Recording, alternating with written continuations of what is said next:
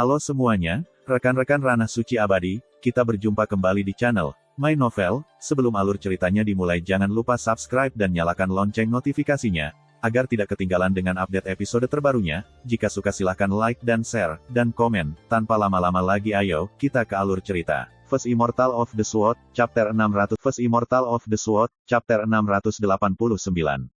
Pedang Ki Merajalela menyapu seperti lautan dan menyelimuti 10.000 kaki langit. Pemandangan itu menyilaukan untuk dilihat. 3 keberadaan alam inkarnasi spiritual telah mati, jiwa mereka tersebar. Seluruh area menjadi sunyi senyap. Kerumunan terpaku di tempat dengan keheranan yang luar biasa. Dongguo Hai baru saja akan turun tangan, tapi dia tidak berhasil tepat waktu. Ketika dia menyaksikan ini, Grand Elder keluarga Dongguo, seorang ahli dengan 1 kaki di alam revolusi spiritual, bereaksi seolah-olah dia disambar petir. Bagaimana ini, dia tidak bisa menahan tangis. Sebelumnya, Dongguo Hai sombong dan kuat. Dia melihat Suyi sebagai ancaman, dan menyatakan bahwa dia pasti akan membunuhnya di sini dan sekarang. Dia bahkan menyebut Wen Xinzhao dan yang lainnya pengkhianat, dan dia bermaksud menghukum mereka dengan keras. Dia begitu mendominasi sehingga dia bahkan mengabaikan upaya Dongguo Feng untuk menghentikannya. Dia sepertinya berpikir bahwa nyawa orang lain ada di tangannya, dan dia bisa melakukannya sesuka hatinya. Namun sekarang, ketika dia menyaksikan Suyi mengalahkan 6 pembudidaya alam inkarnasi spiritual dengan santai, ekspresinya berubah secara dramatis. Matanya melebar, dan dia tampak benar-benar terperangah. Grand Elder, apakah Anda mendengarkan saya sebelumnya? Bagaimana ini bisa terjadi? Anda yang harus disalahkan atas kematian 6 senior itu. Dongguo Feng menghela nafas panjang, pandangan yang bertentangan di matanya dan ekspresi kebencian di wajahnya. Fenger, apakah kamu gila? Wajah Dongguo Hai pucat saat dia berteriak. Semua orang di sini melihatnya. Suyi membunuh anggota klan kita. Bagaimana Anda bisa mengatakan bahwa saya menyebabkan kematian mereka? Dia jelas sangat marah, dan sikap Dongguo Feng hanya membuatnya semakin marah. Dongguo Feng terdiam. Ke-6 senior itu sudah mati. Apa gunanya memperdebatkannya sekarang? King Ya, perhatikan baik-baik. Suara tenang Suyi bergema di seluruh area. Setelah jeda singkat dan tertegun, King Ya sepertinya mengerti. Dia berkicau, suara mendesing. Suyi melangkah ke udara, lalu menembak ke arah Dongguo Hai seperti seberkas cahaya. Kamu mencari kematian. Dongguo Hai sudah lama benar-benar marah, dan ketika dia melihat ini, rambut dan janggutnya merinding. Dia tiba-tiba mengulurkan tangannya dan menyerang. Tombak perunggu terbungkus petir jatuh ke telapak tangan Dongguo Hai. Kemudian, auranya yang mengesankan meledak di sekelilingnya. Angin dan awan berubah warna, dan listrik melonjak. Dongguo Hai adalah seorang ahli yang hanya beruntung sekali memasuki alam revolusi spiritual. Ketika kekuatan penuh dan amarahnya meledak, seluruh lanskap bergetar. Mati! Dia berteriak, suaranya mengguncang langit dan bumi.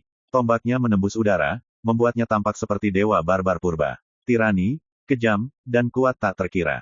Dia baru saja meluncurkan 1 serangan, tetapi niat membunuh yang mengerikan di layar menekan langit. Sinar listrik eksplosif merajalela, dan tanpa kecuali, kulit kepala para penonton menjadi mati rasa. Kekuatan yang ditampilkan Dongguo Hai jauh melampaui 6 keberadaan alam inkarnasi spiritual itu. Suyi mengayunkan pedangnya dan bentrok dengannya secara langsung. Dentang, dampak yang memekakkan telinga terdengar saat pertempuran besar dimulai. Pedang Ki melesat maju dan bayangan tombak tumpang tindih.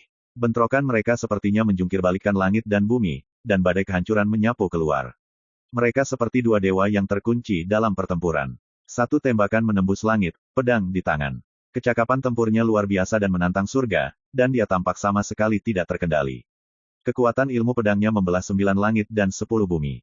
Yang lain mengayunkan tombak perangnya dengan momentum dewa barbar, setiap gerakan terkendali dengan sempurna. Dia tirani yang tak tertandingi, dan energi listrik yang menakutkan memenuhi sekelilingnya.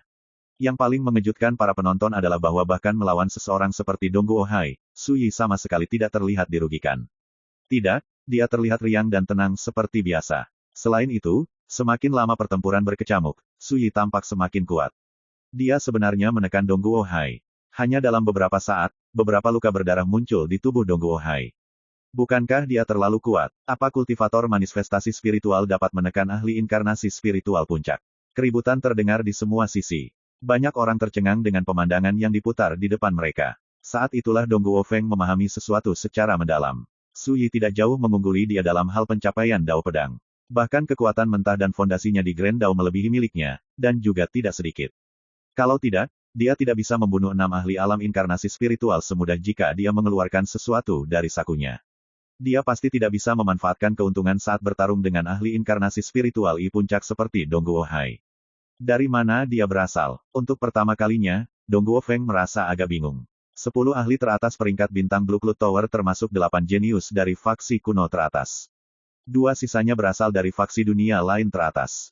Tidak ada satupun jenius dari benua Azure modern yang berhasil masuk 10 besar. Ini sudah lama menjadi pengetahuan umum.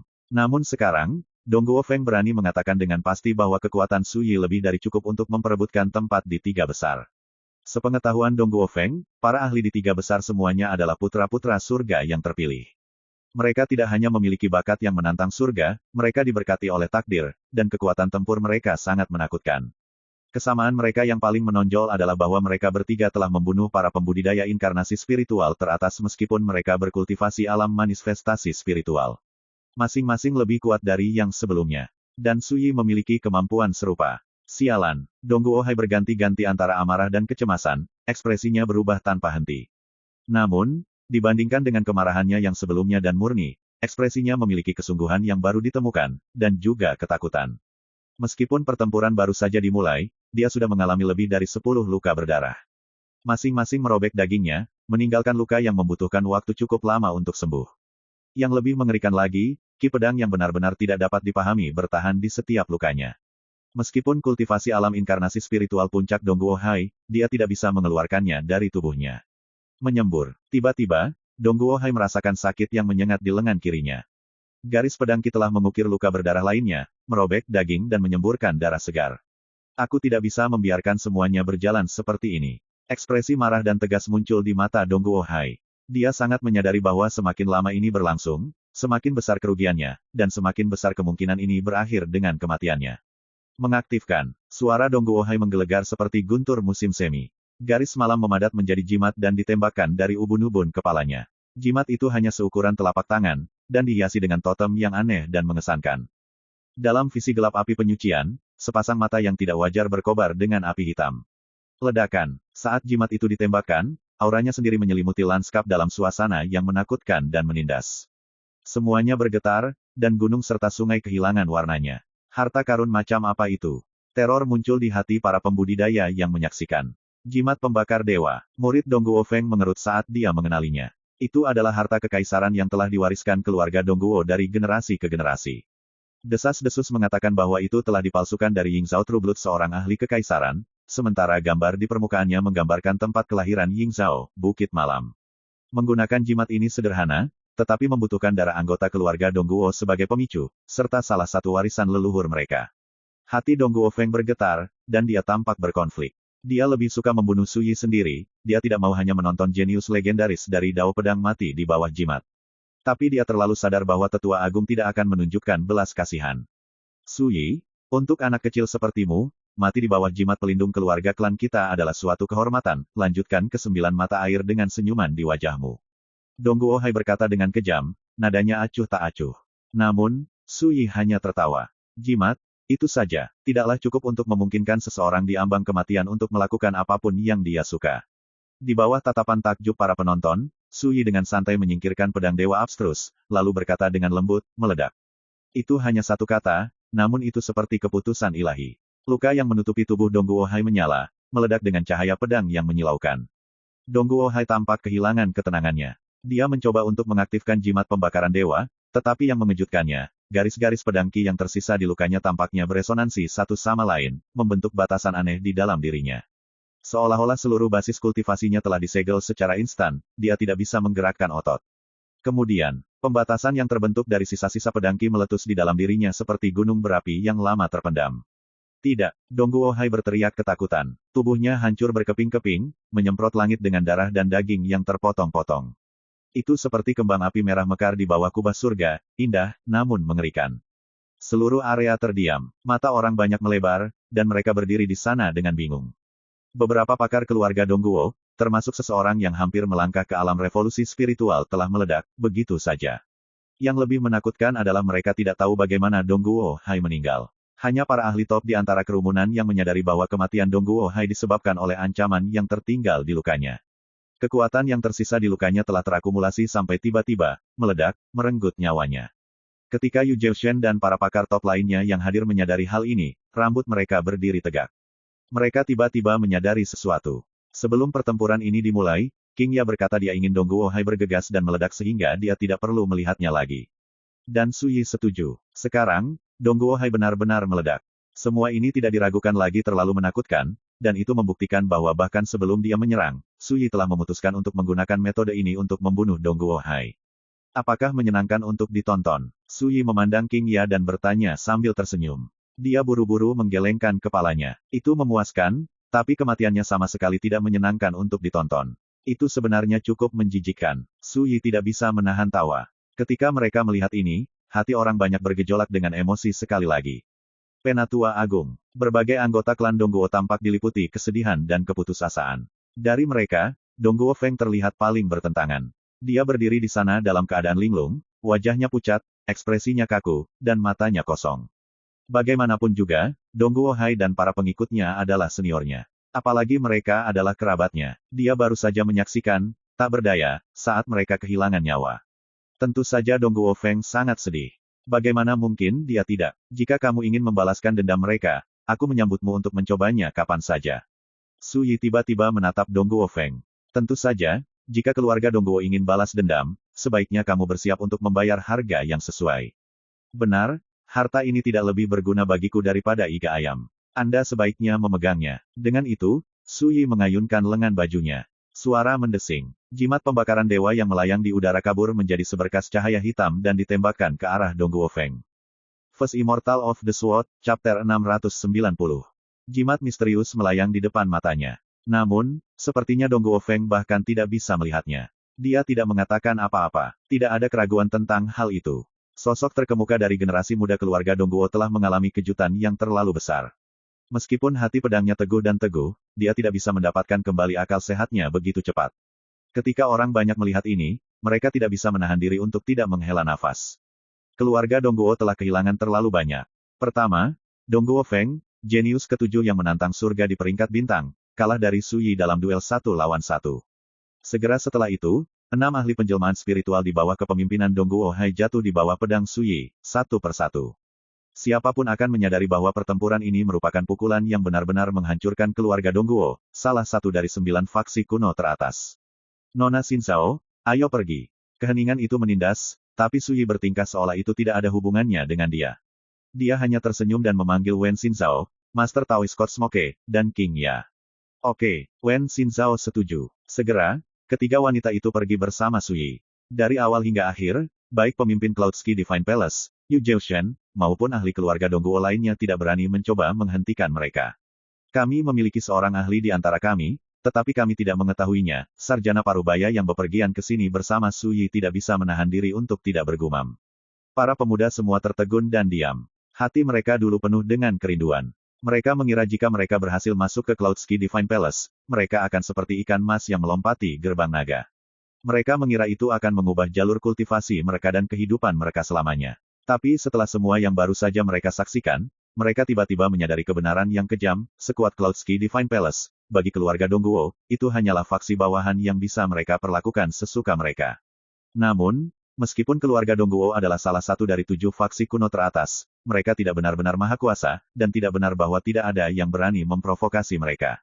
Karena hari ini, seorang pria muda seperti makhluk abadi dari atas memotong para ahli mereka, membuat darah mengalir seperti sungai. Mereka membawa kehancuran mereka sendiri. Desah Yu Zhaoshen. Para ahli Cloudski Divine Palace lainnya memiliki wajah yang rumit. Insiden hari ini bisa saja berakhir setelah kekalahan Dong Guo Feng, dan permusuhan Su Yi dengan keluarga Dong Guo bisa saja tetap berada di antara dia dan Dong Guo Feng. Namun, kedatangan Dong Guohai dan yang lainnya merusak segalanya. Pada akhirnya, Dong Guohai dan para pengikutnya membayar dengan nyawa mereka. Apa itu, jika tidak membawa kehancuran mereka sendiri? Saat itulah Dong Guo Feng tampaknya kembali sadar, tetapi dia bahkan mengabaikan jimat pembakar dewa dan pergi sendiri, berjalan ke kejauhan. Tuan muda, kemana kamu pergi? Salah satu pakar keluarga Dong Guo mau tidak mau bertanya. Dong Guo Feng mengabaikannya. Rambutnya acak-acakan, dan pakaiannya compang camping dan berlumuran darah. Tubuhnya yang kurus kering ditutupi dengan luka yang belum sembuh. Cedera yang dideritanya dalam duel sebelumnya terlalu parah. Tapi sepertinya dia tidak peduli tentang itu sedikitpun. Dia pergi begitu saja sendirian. Siluetnya yang menyendiri memiliki udara yang suram dan sepi. Perlahan-lahan, dia menghilang ke dalam cahaya senja yang berkabut. Ketika orang banyak melihat ini, semangat mereka tenggelam. Itu adalah hari ke-17 dari bulan lunar kedua. Pada hari ini, Su Yi tiba di hadapan Cloudski Divine Palace, mengalahkan Dongguo Feng, tokoh terkemuka dari generasi muda keluarga Dongguo, dan menebas kelompok 7 pakar alam inkarnasi spiritual keluarga Dongguo yang dipimpin oleh Dongguo Hai. Dia kemudian membawa pergi Wen Xinzhao, King Ya, dan Master Taoist Scott Smoke. Mudah untuk memprediksi bahwa ketika kabar tentang kejadian ini menyebar, itu akan mengguncang bangsa. Gelombang yang dihasilkan pasti menyebar ke seluruh Gritsia. Seberapa besar dampak pertempuran ini? Gelombang apa yang akan dihasilkannya? Su Yi tidak peduli sama sekali. Dia datang ke Cloudski Divine Palace murni untuk Wen Xinzhao. Namun, dia cukup mengagumi Dongguo Feng. Bahkan jika mereka adalah musuh, itu tidak menghentikan Su Yi untuk mengakui pencapaian Dongguo Feng dalam Dao of the Sword. Kekuatan pedang, niat pedang, dan basis kultivasi seseorang pada akhirnya tidak bisa dibandingkan dengan hati pedang yang kuat. Bahkan mereka yang memiliki bakat yang lebih rendah dapat mencapai tingkat dao pedang yang lebih tinggi selama mereka memiliki hati pedang seperti itu. Itulah yang mereka maksud ketika mereka mengatakan bahwa seiring berjalannya waktu, tetesan air dapat menembus batu. Tentu saja, terlepas dari bakatnya, berjuang tanpa henti untuk meningkatkan ilmu pedang seseorang, dengan sendirinya, merupakan kualitas yang langka dan berharga. Api unggun berkobar di tengah kuil Taois yang rusak jauh di dalam hutan belantara. Su Yi berbaring di kursi anyamannya, menggunakan lengannya sebagai bantal. Seluruh tubuhnya benar-benar rileks. Wen Xinzhao, King Ya, dan Master Taoist Scott Smoke duduk di samping. Tatapan yang satu cerah dan indah, yang lain lugu dan polos, yang lain tenang dan menawan. Dongguo Feng terluka parah kali ini, dan dia mengalami pukulan mental yang berat. Jika dia bisa mengatasinya, kondisi mentalnya akan mencapai level yang lebih tinggi, kata Su Yi. Dia kemudian mengeluarkan sebotol anggur dan minum dengan nikmat. King Ya bertanya dengan rasa ingin tahu, Kakak Su Yi, mana yang lebih penting saat mengejar Grand Dao, kerja keras atau bakat? Su Yi tersenyum. Sebagian besar pembudidaya dunia tidak memiliki bisnis yang hanya mengandalkan bakat. Ketika Anda benar-benar tidak memiliki apapun untuk bersandar selain bakat Anda, itu berarti Anda telah menemui hambatan dalam kultivasi Anda. Selain itu, jalur kultivasi penuh dengan kemungkinan. Bahkan kultivator yang tumpul dan tidak berbakat pun dapat, saat mereka membuat terobosan dan naik pangkat, mengubah bakat alami mereka. Dan itu sebelum mempertimbangkan bahwa dunia ini tidak kekurangan keberuntungan dan pertemuan kebetulan, apalagi obat-obatan dan kekuatan ilahi yang mampu mengubah bakat seorang kultivator. Namun, semua ini bergantung pada kerja keras Anda sendiri, Anda harus mencarinya. Kata-katanya menggerakkan Wen Xinzhao dan Master Taoist Scott Smoke. King Ya berkicau, saya mengerti. Selama Anda bekerja keras, Anda memiliki kesempatan untuk mengubah segalanya. Tapi bakat, bahkan jika itu menantang surga, semuanya akan sia-sia jika kamu tidak bekerja keras. Su Yi mengangguk. Tepat, aku tahu bahwa meskipun dia adalah musuhmu, kamu cukup mengagumi Dongguo Feng, kata Wen Xinzhao sambil tersenyum. Su Yi berkata dengan santai, lebih dari dia, aku mengagumi kekuatan pemahamanmu dalam hal ilmu pedang. Benar, itu mengingatkanku pada sesuatu. Dua biksu tua pernah berdebat. Seseorang berkata bahwa tubuh adalah pohon bodhi, dan hati adalah dudukan cermin yang jernih. Permukaannya membutuhkan pemolesan konstan untuk mencegahnya menumpuk debu. Yang lain berkata bahwa bodi pencerahan tidak pernah menjadi pohon sejak awal, dan bahwa cermin bukanlah dudukannya. Kekosongan adalah murni pada dasarnya, bagaimana mungkin itu bisa menumpuk debu? Biksu mana yang menurutmu lebih mengesankan? Saat dia berbicara, Su Yi menatap Wen Xinzhao, tetapi King Ya menyela, biksu kedua. Master Taoist Scott Smoke mengangguk. Namun, Wen Xinzhao ragu-ragu.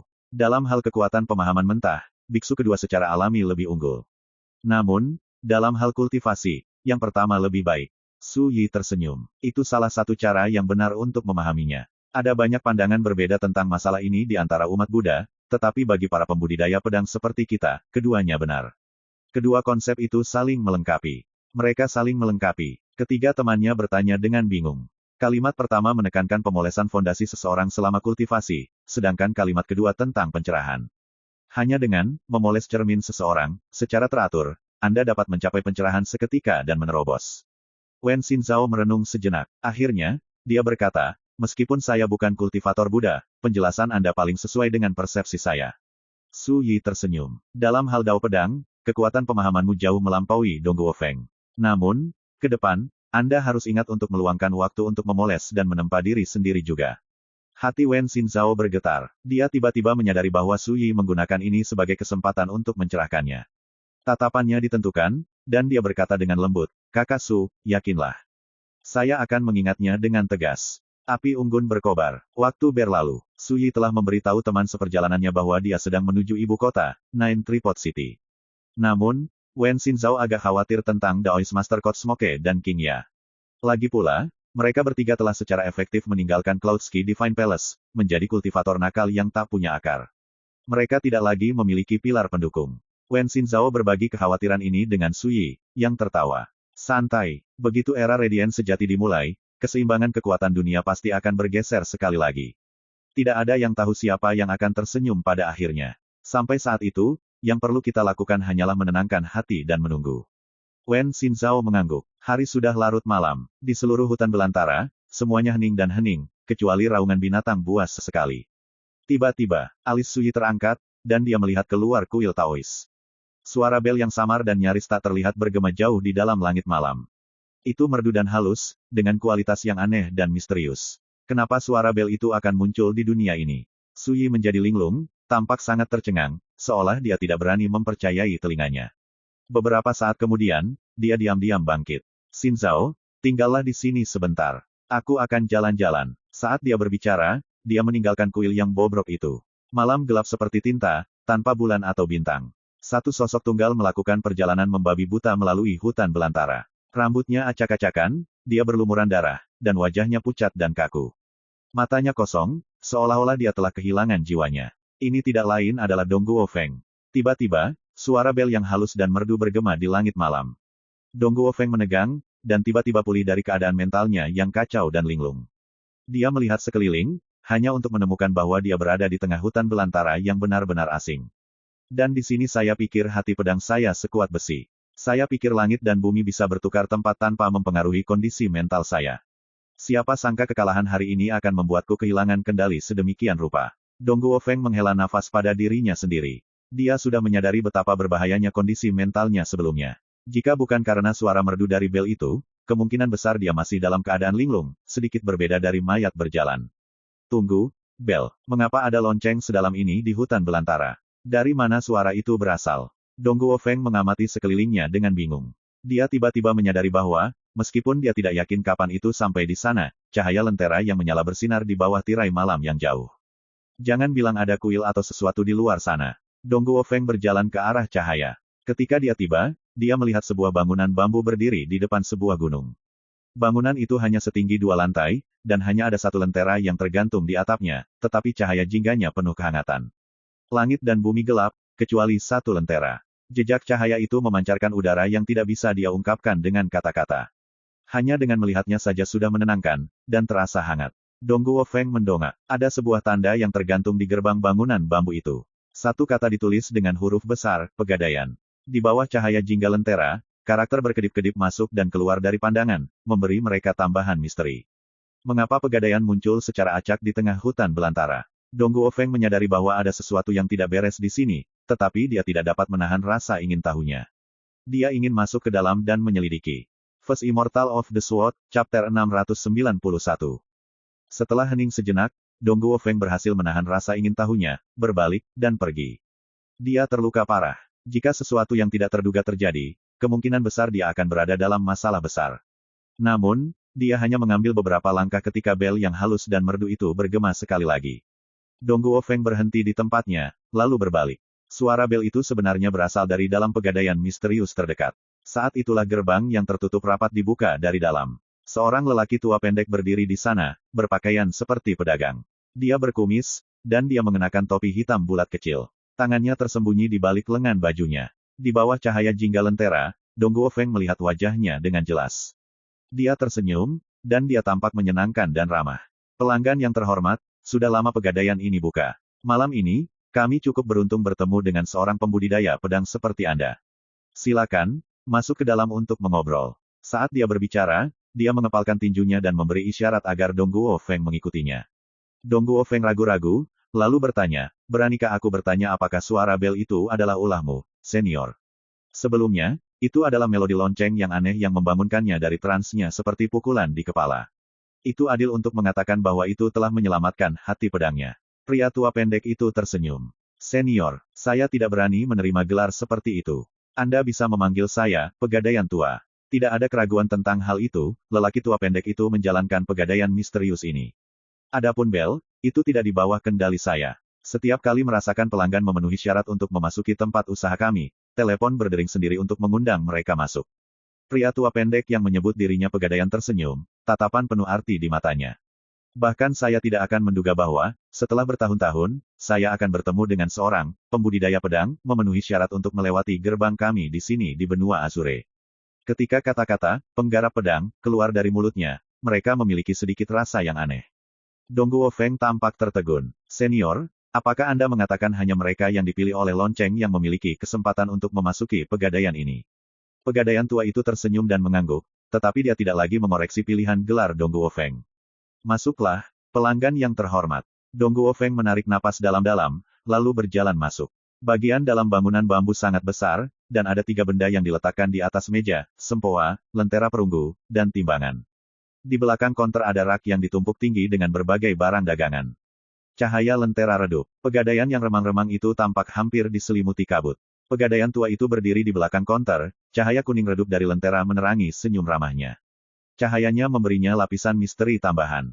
Begitu Dongguo Feng masuk ke dalam, sebuah pedang menarik perhatiannya. Pedang itu tergantung di sudut atas layar. Ujungnya setipis sayap jangkrik, tetapi memiliki kualitas yang jernih, luas, dan dalam, seperti air musim gugur. Nama, Bewilderment, diukir di gagangnya dengan huruf-huruf kecil. Namun, tidak peduli seberapa keras dia mencoba, Dongguo Feng sama sekali tidak bisa merasakan auranya. Dahulu kala, Kaisar Pedang dari alam ketenangan mendalam menggadaikan pedang itu. Menurut kesepakatan kami, jika dia tidak mengembalikannya dalam waktu 10.000 tahun, itu akan menjadi milik pegadaian. Lebih dari 10.000 tahun telah berlalu, jadi kami dapat menawarkannya kepada pelanggan lain, kata pegadaian tua itu dengan lembut. Namun, pedang itu terlalu kejam, itu tidak cocok untukmu. Rambut Dongguo Feng berdiri tegak. Kaisar Realem Serenity Realem menggadaikannya. Kaisar pedang apa yang tahan untuk menggadaikan senjata pribadinya? Setelah menenangkan diri, pandangan Dongguo Feng beralih. Dia melihat segala macam harta karun yang dipamerkan, segel Taois, botol harta karun, penguasa batu giok, kuali. Ada juga bermacam-macam item, banyak di antaranya aneh.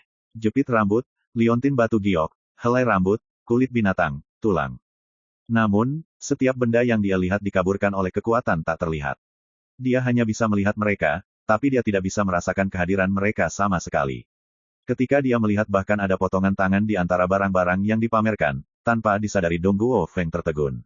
Tangan yang terpotong itu ramping dan berkilau, dengan jari-jari yang panjang dan indah. Sangat mempesona untuk dilihat. Tangan ini jelas milik wanita. Senior, tangan itu Dongguo Feng mau tidak mau bertanya. Pegadaian tua itu berkata dengan santai, itu adalah tangan kiri yang digadaikan permaisuri dengan imbalan obat dewa yang mampu menyelamatkan pria yang dicintainya. Seorang permaisuri hati Dongguo Feng bergetar, dan dia secara naluriah bertanya, Senior, jangan bilang setiap barang di rak ini pernah menjadi milik ahli Imperial Realm.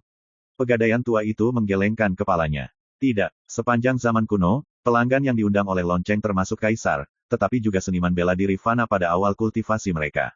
Baik latar belakang maupun spesies Anda tidak penting. Manusia, hantu, setan, yao selama kamu menerima panggilan bel, kamu memenuhi syarat untuk melewati gerbang kami.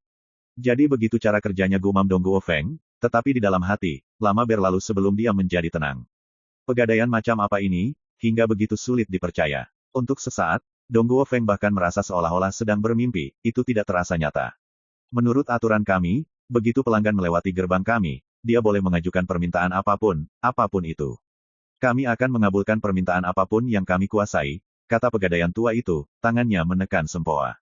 Senyum tipis muncul di wajahnya. Tentu saja, itu dengan prasyarat bahwa pelanggan dapat membayar harga yang sesuai. Itulah tujuan pegadaian. Dongguo Feng mau tidak mau menganggap ini aneh. Dia merenung, lalu berkata, jika saya ingin menjadi seorang kaisar, bisakah Anda membantu saya mencapainya? Pegadaian tua itu tersenyum. Saya bisa. Dia menunjuk ke timbangan dan berkata, pelanggan yang terhormat, yang harus Anda lakukan hanyalah meletakkan tangan Anda di atas timbangan dan mendapatkan persetujuannya. Kemudian, ambil apapun yang diminati dan gadaikan. Jika Anda melakukannya, lelaki tua ini secara alami akan memberi Anda metode untuk menjadi seorang kaisar sebagai gantinya. Dongguo Feng tidak bisa tidak terkejut. Dia sengaja membuat permintaan yang keterlaluan untuk memahami apa yang mungkin terjadi.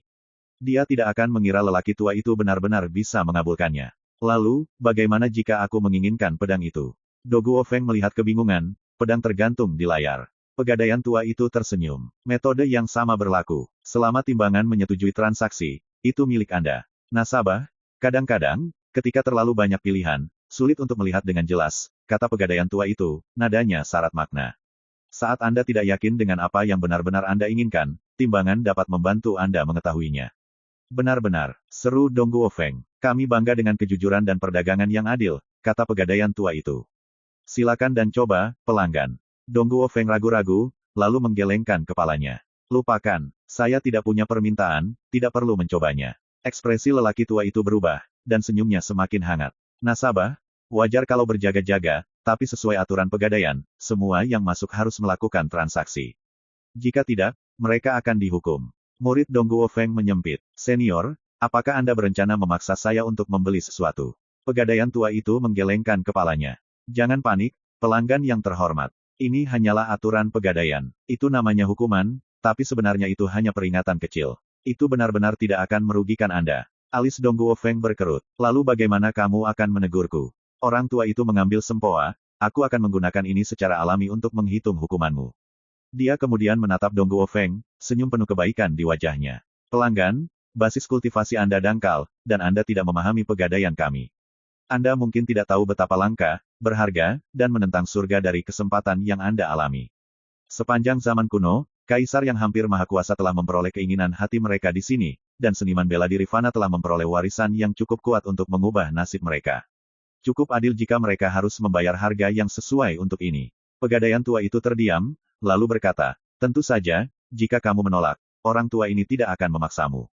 Saya hanya mengatakan semua itu karena saya tidak suka melihat Anda melewatkan kesempatan ini. Lagi pula, sepanjang sejarah panjang pegadaian kami, lonceng hanya memilih segelintir orang terpilih dari masa yang tak terbatas. Dong Guofeng terdiam, tetapi pada akhirnya, dia masih menggelengkan kepalanya. Apa yang saya inginkan, akan saya dapatkan melalui kerja keras saya sendiri, bukan melalui perdagangan. Pegadaian tua itu tampaknya merasa kasihan, tetapi dia mengangguk. Maka kita harus membiarkan sempoa memutuskan bagaimana menghukummu. Hati Dong Guofeng tercekat, dan dia langsung waspada. Suara mendesing. Sempoa yang bersinar redup terdengar bergeser, dan manik-manik beterbangan di udara, satu demi satu, masing-masing mengeluarkan suara yang tajam. Tapi saat itulah, ding, bel berbunyi, suaranya mendesak. Pegadaian pendek itu bergidik, tetapi sebelum dia sadar kembali, sempoa mulai bergetar. Bahkan pelat timbangan dan penyeimbang mulai bergoyang. Pegadaian tua itu tampak kehilangan ketenangannya. Senyumnya yang baik hati dan ramah diganti dengan amarah, dan bahkan tangannya gemetar. Dong Guofeng terkejut. Apa yang sedang terjadi? Waktu berlalu. Ekspresi pegadaian tua itu melayang-layang, tetapi pada akhirnya, dia mengangguk tanpa terasa. Baru pada saat itulah dering genta yang mendesak memudar menjadi keheningan, dan baru pada saat itulah sempoa dan timbangan berhenti bergerak dan kembali diam. Pegadaian tua itu tiba-tiba menarik napas dalam-dalam, mengangkat sempoa dari meja, dan tersenyum pada Dong Guofeng. Pelanggan, selamat. Sempoa telah mencapai kesimpulannya. Anda tidak hanya dibebaskan dari hukuman, kami bahkan akan memberimu takdir. Sentuhan takdir. Dong Guofeng tidak tahu apa yang sedang terjadi. Namun, dia dapat mengatakan bahwa apapun yang baru saja terjadi telah mengubah sikap pegadaian tua misterius itu terhadapnya hingga ke tingkat yang mengejutkan. Itu benar. Saya harus mengatakan, Anda benar-benar diberkati oleh keberuntungan. Takdir tersenyum padamu. Pria tua itu tampak berkonflik, dan dia terdengar tidak berdaya. Kata-katanya terkesan asal-asalan. Saat dia berbicara, dia mengulurkan tangannya dan mengetuk timbangan. Timbangan itu bergetar, dan tiba-tiba, cahaya berkabut muncul dari penyeimbang. Sebuah kotak perunggu tiba-tiba muncul di konter, entah dari mana. Panjangnya 2 kaki, dan permukaannya diukir dengan tanda dao yang aneh dan rumit. Itu memancarkan aura padat dari perubahan-perubahan selama bertahun-tahun yang tak terhitung jumlahnya. Ketika dia melihatnya, sudut bibir pegadaian tua itu berkedut, dan dia merasa jantungnya meneteskan darah. Dia bahkan merasakan dorongan untuk menghancurkan timbangan menjadi berkeping-keping. Anda bajingan terkutuk. Tidak peduli seberapa takutnya kamu pada pria su itu, kamu seharusnya tidak memilih harta karun seperti itu. First Immortal of the Sword, Chapter 692. Senior, apakah ini takdir yang kau berikan padaku? Tanya Dong Guofeng. Pegadaian tua itu menarik napas dalam-dalam, dengan paksa menahan amarah dan keengganannya, lalu tersenyum. Tentu saja, pelanggan, silakan lanjutkan dan bawa bersama Anda. Orang tua ini ingin meredupkan lentera dan menutup malam. Sekilas Dong Guofeng tahu bahwa senyum lelaki tua mungil itu dipaksakan dan kaku, tidak ada jejak kebaikan atau kehangatan sebelumnya. Apa yang telah terjadi? Mengapa sikap pegadaian lama berubah begitu banyak? Tetapi pada akhirnya, dia tidak mengajukan pertanyaan apapun. Dia khawatir melakukan hal itu akan menyebabkan lebih banyak tikungan dan belokan. Saya tidak melakukan apapun untuk mendapatkan hadiah ini, saya tidak bisa mengingini harta seperti itu. Perpisahan, senior. Dengan itu, Dongguo Feng berbalik dan pergi. Namun, pegadaian tua itu tampak panik. Dia berteriak, pelanggan yang terhormat, Anda harus menerimanya. Jika tidak, aku akan mendapat masalah besar. Saat dia berbicara, dia mengambil kotak perunggu dan melemparkannya ke Dongguo Feng. Kemudian, dia melambaikan lengan bajunya. Dongguo Feng melihat bintang-bintang, dan sebelum dia tahu apa yang terjadi, kekuatan tak terlihat melilitnya. Dia melesat keluar dari pegadaian, menghilang tanpa jejak. Kali ini, aku menderita kerugian besar. Pegadaian tua itu sepertinya mengempis. Dia tidak bisa lagi menahan diri untuk tidak menyerahkan timbangan baja itu. Dia sangat marah sehingga dia ingin menangis, tetapi dia tidak punya air mata. Pelat dan penyeimbang timbangan bergetar, seolah-olah sangat dirugikan. Menurutmu siapa yang ingin melihatmu menangis, dasar pencatut tua? Suara tenang tiba-tiba terdengar. Sosok jangkung dan tegak muncul di bawah atap, diterangi oleh cahaya jingga dari lentera. Tangannya berada di belakang punggungnya, dan dia datang tanpa diundang. Pegadaian tua itu sempat tercengang. Kemudian, dia menggosok pipinya, dan senyum hangat dan gembira muncul di wajahnya. Yang mulia, lama tidak bertemu. Ekspresinya benar-benar totish. Tamu tak diundang ini tidak lain adalah Sui. Sebelumnya, saat bel berbunyi, timbangan dan sempoa bergetar justru karena mereka merasakan kehadiran Sui, itu sangat mengejutkan mereka.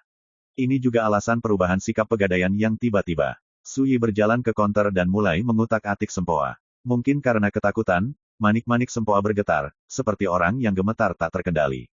Sui sudah lama terbiasa dengan pemandangan aneh seperti ini, dan dia berkata dengan santai, jika kamu tidak mau, mari gunakan sempoa ini untuk menyelesaikan masalah. Bagaimana? Pegadaian tua itu melompat, lalu berkata dengan getir, Yang mulia, tolong, jangan mempersulit orang tua ini.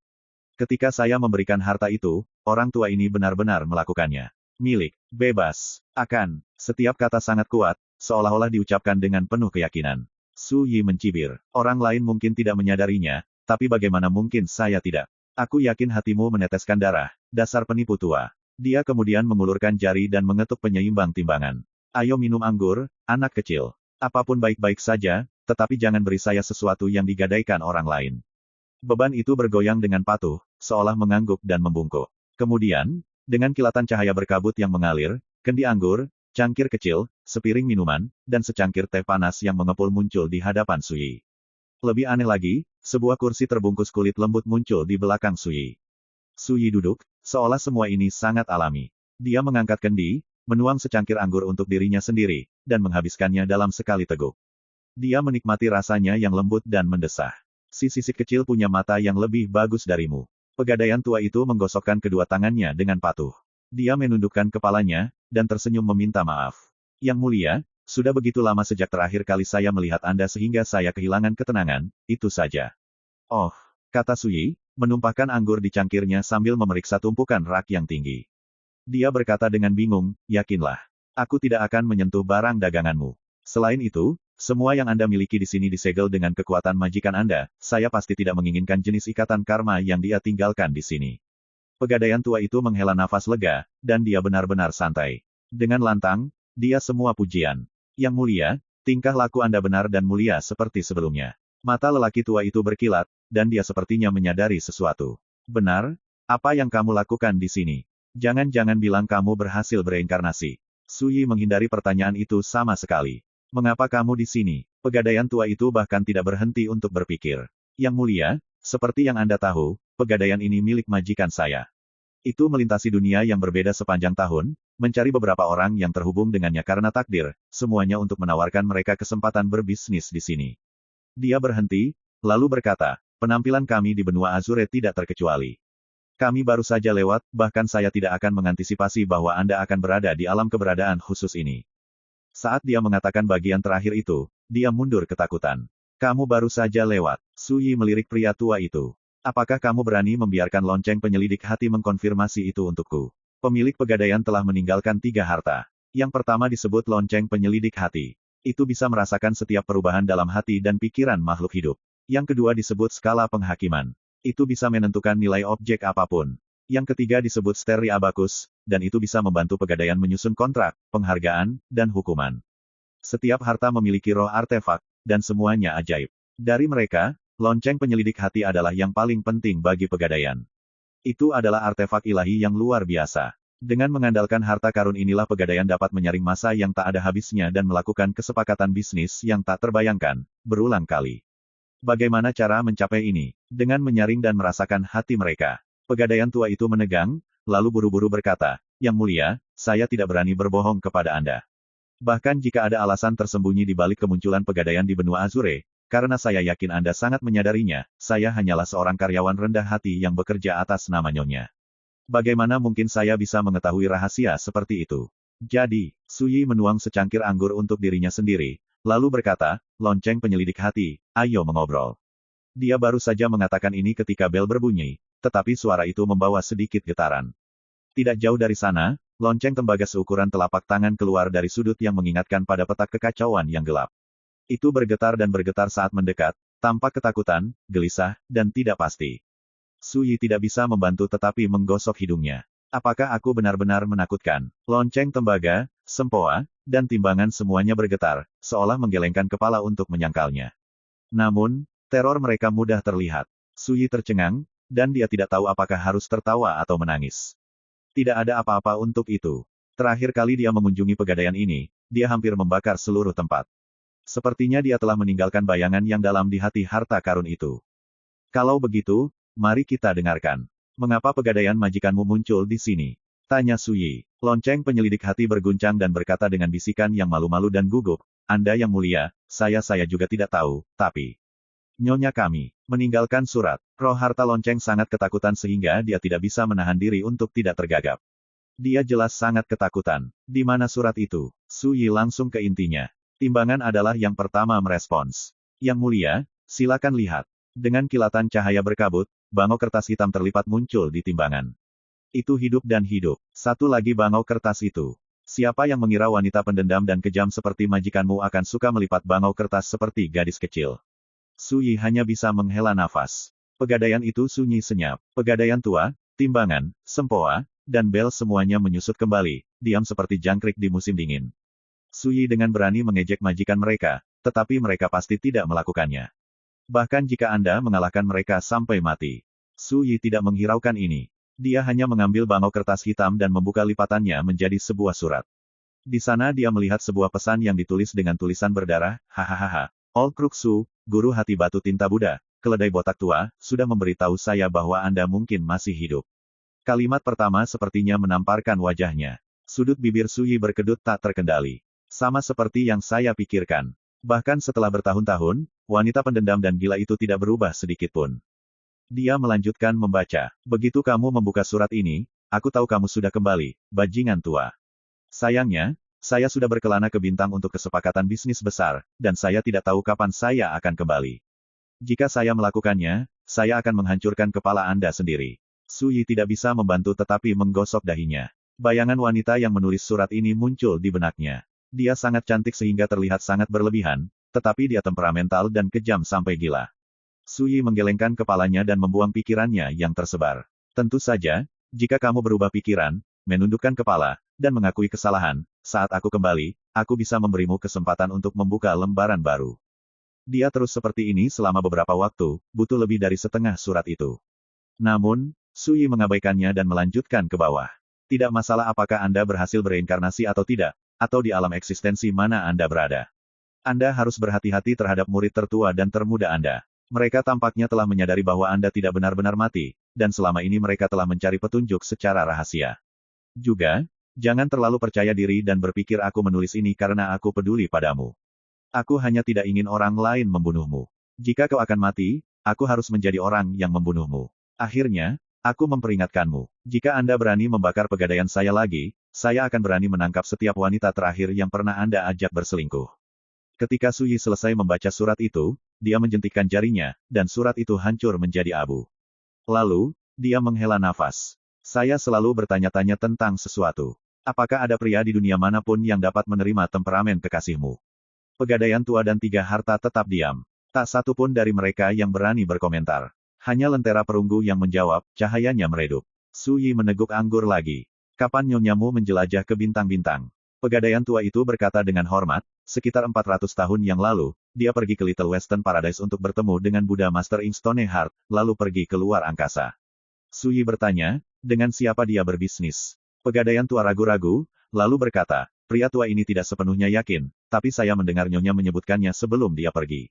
Dia mengatakan kesepakatan bisnis khusus ini melibatkan seseorang yang menyebut diri mereka, sipir, dan bagaimanapun juga, dia harus pergi sendiri. Seorang sipir. Murid Su Yi mengerut. Cahaya redup lampu perunggu konter menyinari ketidakpastiannya yang berubah-ubah. First Immortal of the Sword, Chapter 693. Seorang sipir. Ini bukan pertama kalinya Su Yi mendengar istilah itu. Raja tragedi ilahi telah ditangkap oleh seseorang yang menyebut dirinya seorang sipir di reruntuhan bintang ke-6. Sipir memenjarakannya di tempat yang disebut Den of Caterpillars, di mana basis kultivasi dan kehidupannya yang lebih buruk digerogoti, siang dan malam. Ye Sun telah bertemu dengan sipir lain di domain hantu berkilauan, dan dia hanya nyaris lolos dengan nyawanya. Meskipun dia selamat, yang tersisa hanyalah sebagian dari jiwanya.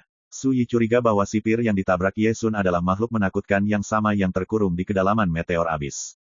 Sekarang, dia mendengar kabar dari para sipir sekali lagi, tapi kali ini, terhubung dengan pemilik pegadaian. Yang mulia, tiba-tiba, sebuah suara keluar dari sempoa. Apakah kamu mungkin khawatir tentang keselamatan majikan kita? Su Yi membeku, tertegun.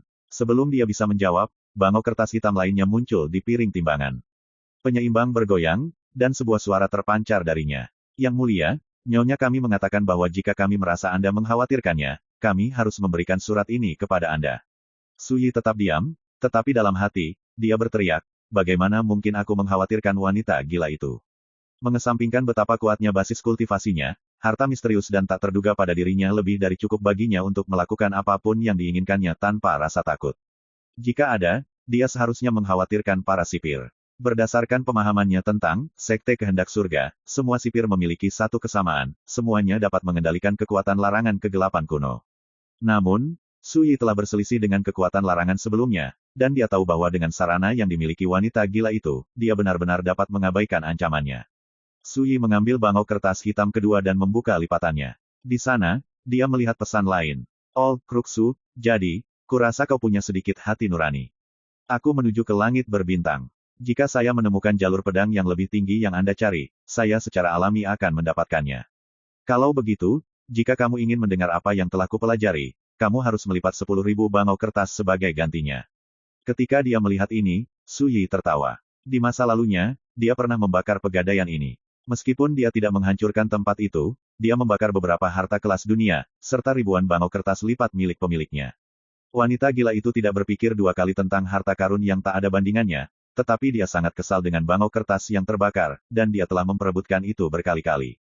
Ketika dia melihat pesannya, Su Yi hanya bisa menghela nafas. Jika saya tahu wanita gila itu sangat menyukai bangau kertasnya, saya tidak akan membakar semuanya. Su Yi menjentikkan jarinya, dan surat ini juga hancur menjadi abu. Dia kemudian melihat lonceng penyelidik hati. Mengapa kamu menyetujui pembudidaya pedang itu sebelumnya? Yang mulia, itu karena saya merasakan hati pedangnya yang luar biasa kuat. Bahkan di 9 provinsi alam liar, itu akan menjadi yang terbaik, kata semangat lonceng. Dia tergagap, saya tidak tahan melihatnya hancur, jadi saya meminta kekuatan saya untuk membawanya kembali dari jurang gangguan mental. Su Yi mengangguk, lalu menatap pegadaian tua itu. Apa yang ada di dalam kotak perunggu tadi? Pegadaian tua itu berkata dengan tergesa-gesa, dahulu kala, tidak lama setelah Kaisar Pedang Kuil Darah masuk ke alam kekaisaran, dia menggadaikan batu asahnya. Itu telah menemaninya selama bertahun-tahun, dan dengan demikian mampu menempa baik ujung pedang maupun ki pedangnya. Bagi pembudidaya pedang, itu adalah harta yang langka dan berharga. Selain itu, mungkin untuk mendapatkan pencerahan darinya dan belajar dari wawasan Kaisar Pedang Kuil Darah ke dalam dao pedang. Su Yi tidak bisa membantu tetapi merasa terkejut. Kaisar Pedang Kuil Darah adalah salah satu dari 3 kaisar pedang alam liar dari jalur Yao. Pencapaiannya dalam dao pedang akan mencengangkan tidak peduli di era mana dia muncul. Batu asahan ini tentu saja bukan harta berharga biasa. Aku tidak akan menduganya, tapi kamu sebenarnya agak murah hati. Su Yi melirik skala penghakiman. Semua transaksi pegadaian melewati timbangan. Suara hormat terpancar dari dalam timbangan. Yang mulia, karena tamu itu adalah temanmu, tentu saja aku tidak bisa pelit padanya. Dia bukan temanku. Su Yi menggelengkan kepalanya, tetapi tidak menjelaskan. Kamu mungkin mengira kamu telah menderita kerugian yang menyedihkan dengan memberinya batu asa Kaisar Pedang Kuil Darah, tetapi dengan melakukan itu, dia tersentuh oleh karma Kaisar Pedang Kuil Darah. Jika dia mendapat manfaat darinya, itu akan melibatkannya. Jangan lupa, Kaisar Pedang Kuil Darah tidak kekurangan musuh. Di sini, Pegadaian Tua menyela, Yang Mulia, Kaisar Pedang Kuil Darah, telah meninggal dunia. Tatapan Suyi terfokus, dan dia berseru, siapa yang membunuhnya? Orang tua itu menundukkan kepalanya, sepertinya Pegadaian tidak berani menatap matanya. Itu adalah murid ketiga Anda, Yang Mulia Huo Yao. Kening Suyi berkerut. Jadi, itu pengkhianat itu. Dia pasti tidak lupa. Tepat sebelum dia bereinkarnasi, King Tang mengejek kakak magangnya, mengatakan Huo Yao telah melarikan diri dengan harta pelindung sekte mereka, cermin Dewa Primordial Abstrus. Itu karena sekte kekurangan harta ini sehingga banyak kartu yang dia tinggalkan sebagai cadangan sebelum reinkarnasinya kehilangan efeknya. Ini memungkinkan musuh eksternal untuk menyerang. Kapan Huo Yao menjadi kaisar? Tanya Suyi. Dia memiliki 9 murid warisan. Dari mereka, yang ketiga, Huo Yao, sangat tidak biasa. Dia lahir dari rahim iblis, dan meskipun bakatnya sangat menentang surga, bakatnya berarti bahwa kemacetan yang dia temui di puncak roh Dao sama besarnya dengan surga itu sendiri. Ketika Suyi bereinkarnasi, Huo Yao belum berhasil menerobos. Siapa yang mengira Huo Yao sudah tumbuh cukup kuat untuk membunuh ahli Yao puncak seperti Kaisar Pedang Kuil Darah? Ini benar-benar melebihi harapan Suyi. Yang Mulia, saya khawatir orang tua ini tidak tahu kapan Yang Mulia Huo Yao membuktikan daunnya dan memasuki alam kekaisaran. Saya baru tahu bahwa 300 tahun yang lalu, dia dan 2 pakar kekaisaran lainnya dari aliansi kekuatan Abstrus bergabung untuk membunuh Kaisar Pedang Kuil Darah, kata Pegadaian Tua dengan suara rendah. Aliansi kekuatan Abstrus adalah murid tertua faksi Suyi, Pimo, yang didirikan. Itu terdiri dari banyak faksi, dan mereka bersaing untuk menguasai segala sesuatu di bawah langit, semuanya atas nama Susuanjun. Suyi sudah lama mengetahui hal ini dari murid ketujuhnya, Suaning. Mengapa Huo Yao ingin membunuh Kaisar Pedang Kuil Darah? Pria tua itu berkata dengan muram, rumor mengatakan bahwa, selama diskusi tentang Dao, Kaisar Pedang Kuil Darah mengejek Yang Mulia Huo Yao di depan wajahnya, mengatakan bahwa aliansi kekuatan Abstrus jelas hanya sekelompok pengkhianat, tetapi mereka adalah menggunakan namamu untuk memperebutkan kekuasaan. Dia menyebut perilaku mereka keji dan tercela. Hal ini membuat marah Yang Mulia Huo Yao, yang pada akhirnya menyebabkan kematian Kaisar Pedang Kuil Darah. Suyi tidak bisa menahan tawa dingin. Huo Yao, si celaka kecil, sebenarnya sudah cukup cakap. Satu kata yang salah, dan dia berani menyerang Kaisar. Di sini, dia tiba-tiba kehilangan minat. Lupakan, semua itu terjadi di alam liar. Saya secara alami akan mengikat ujung yang longgar ini ketika saya kembali. Sekarang setelah dia memikirkannya, semua ini sepertinya sudah ditakdirkan. Murid ketiga dari kehidupan masa lalunya, Huo Yao, telah membunuh Kaisar Pedang Kuil Darah. Sekarang, batu asa Kaisar telah mendarat di tangan Dongguo Feng. Jika Dongguo Feng, yang akan menerima kebajikan Kaisar Pedang Kuil Darah, mengetahui kematian Kaisar, dia pasti akan membalaskan dendamnya. Seorang pembudidaya pedang yang melihat saya sebagai musuh saya kemungkinan besar akan mengejar murid ketiga saya yang pengkhianat sungguh menarik. Suyi sangat menyadari bahwa, mengingat sifat Dongguo Feng, dia akan merasa berhutang budi kepada Kaisar Pedang Kuil Darah dan membalas kebaikannya. Dongguo Feng mungkin jauh dari tandingan Huo Yao sekarang, tapi bagaimana dengan di masa depan? Suyi menghabiskan secangkir anggur lagi, bangkit dari tempat duduknya, dan berkata, aku pergi. Dengan itu, dia meletakkan tangannya di belakang, berbalik, dan pergi. Yang Mulia, harap tunggu. Pegadaian berteriak. Dia kemudian bergegas, memegang kotak giok tinggi-tinggi di kedua tangan. Dia dengan hormat menawarkannya kepada Suyi. Yang Mulia, Nyonya mengatakan bahwa jika kami bertemu dengan Anda, kami akan memberi Anda harta ini tepat saat Anda akan pergi. Suyi tertegun. Apa yang ada di dalam kotak? Pegadaian tua itu menggelengkan kepalanya. Harta karun yang ditinggalkan Nyonya. Tanpa izin, saya tidak berani melihat. Oh, kata Suyi. Dia mengambil kotak itu, lalu pergi. Hati-hati, Yang Mulia. Pegadaian tua dan 3 harta semuanya mengucapkan selamat tinggal. Suara Suyi terpancar dari jauh. Jangan membocorkan kabar tentang aku yang muncul di benua Azure. Mengerti. Mereka berempat dengan sungguh-sungguh menyetujui. Hanya setelah Suyi benar-benar menghilang dari pandangan, beban besar tampaknya terangkat dari pundak pegadaian tua itu. Dia menghembuskan napas panjang dari udara keruh. Kemudian, dia melirik lonceng penyelidik hati dan mendengus dingin. Kau sama sekali tidak baik, ya. Sekarang setelah dia pergi, beritahu saya, mengapa pegadaian muncul di benua Azure. Pegadaian tua mengira dia telah ditipu. Nyonya berkata bahwa ketika murid ketujuh Yang Mulia Suaning, meninggalkan Little Western Paradise, Buddha Master Inkstoneheart meminta setetes darah jantungnya, kata lonceng penyelidik hati, berayun saat rohnya berbicara. Ketika Nyonya pergi mengunjungi hati guru batu tinta Buddha, dia mendapatkan darah dan mempercayakannya kepadaku. Selama bertahun-tahun, pegadaian kami telah melintasi banyak bidang kehidupan yang berbeda. Saya terus mengawasi aura tetesan darah. Ketika kami mencapai benua Azure, saya langsung yakin bahwa Suan Ning ada di dunia ini. Baru saat itulah pegadaian tua itu mengerti, tetapi ekspresinya agak aneh. Mengapa Anda tidak memberitahu Yang Mulia Su semua itu? Lonceng penyelidik hati tergagap, pada saat itu, aku sangat takut sampai-sampai aku merasa seperti akan mati.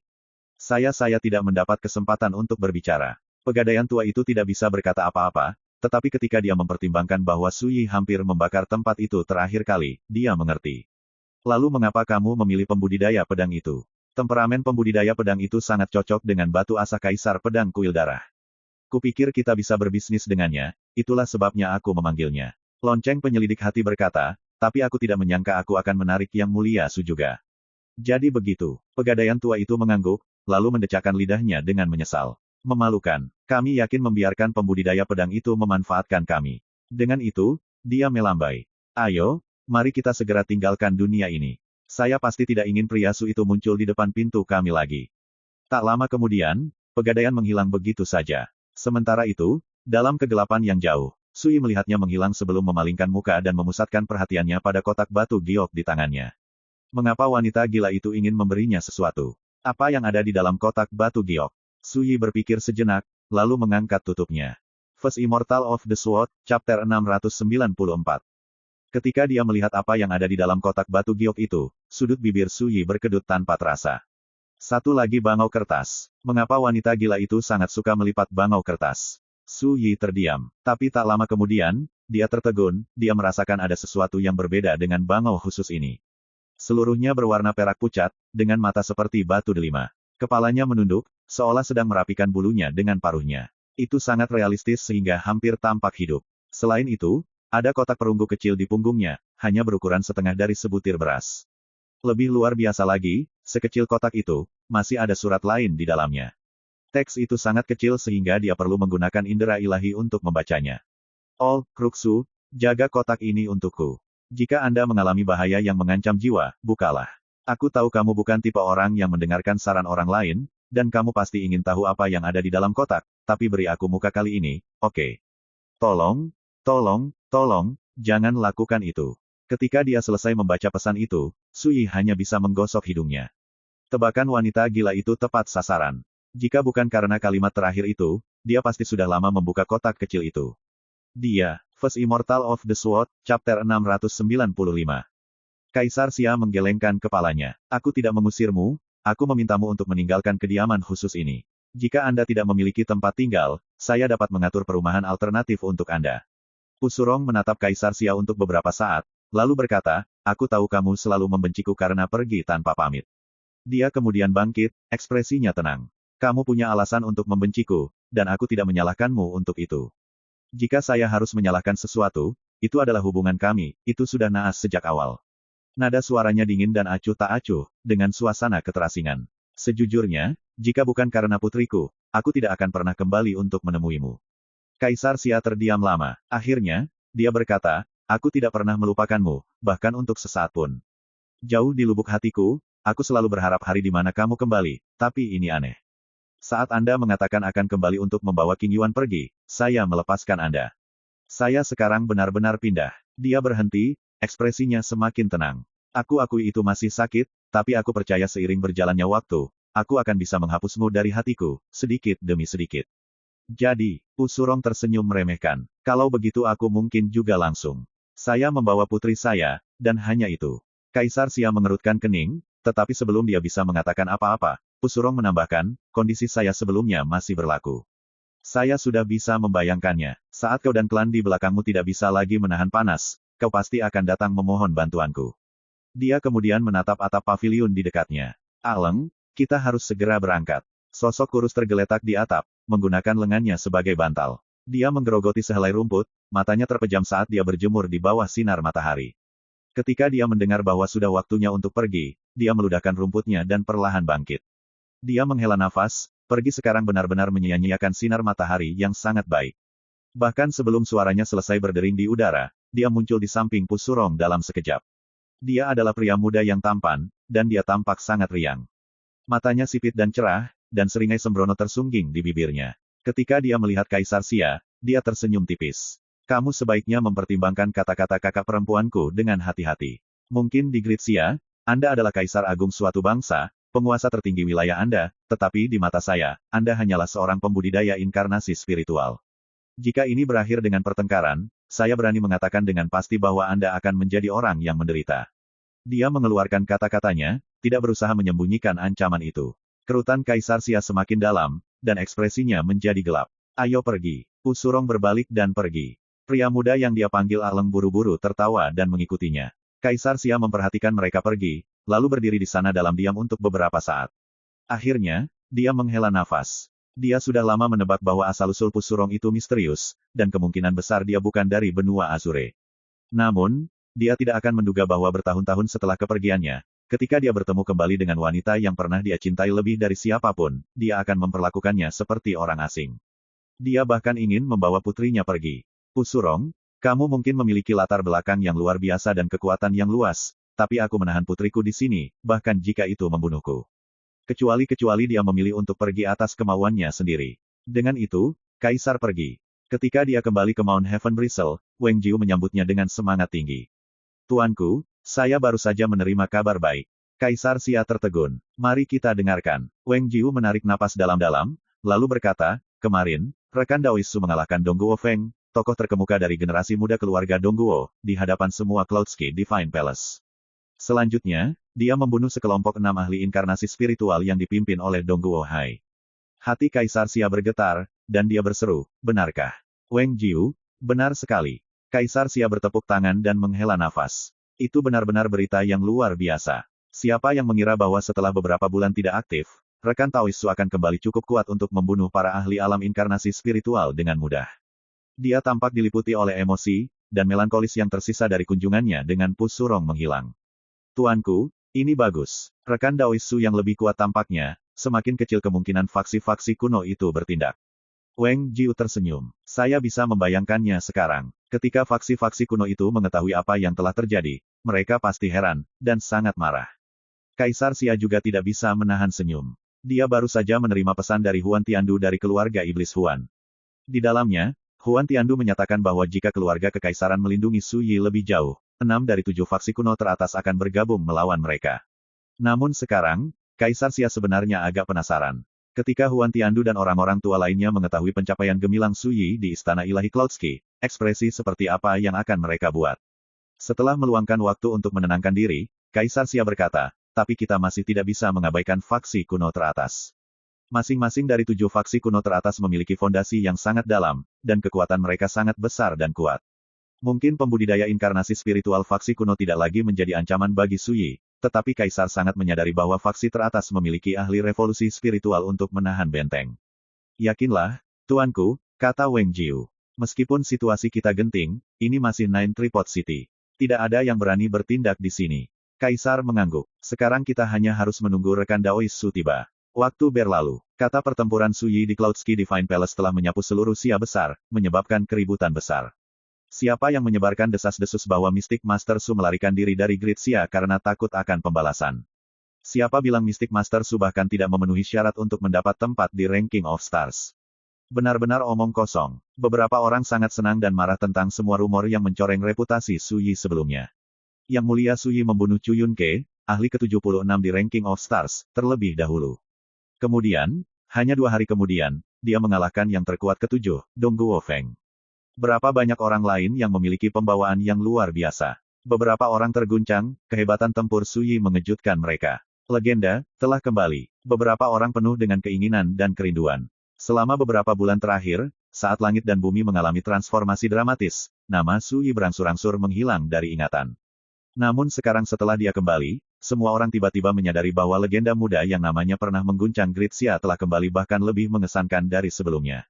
Keluarga Huan Iblis. Luar biasa, Su Yi. Huan Tiandu yang bertelanjang kaki dan berpakaian rapi tanpa ekspresi menghancurkan pesan berkeping-keping. Matanya sedingin es dan mengesankan. Dongguo Hai adalah pakar generasi tua dengan 1 kaki di alam revolusi spiritual, dia tidak seperti pembudidaya inkarnasi spiritual pada umumnya. Meski begitu, dia bukan tandingan bocah itu, kata Huan Tiandu. Dia berhenti, auranya tiba-tiba menakutkan. Ketika dia berbicara, dia menekankan setiap kata. Aku benar-benar tidak akan bisa tidur nyenyak sampai bocah itu mati. Kirim seseorang untuk menghubungi faksi kuno lainnya.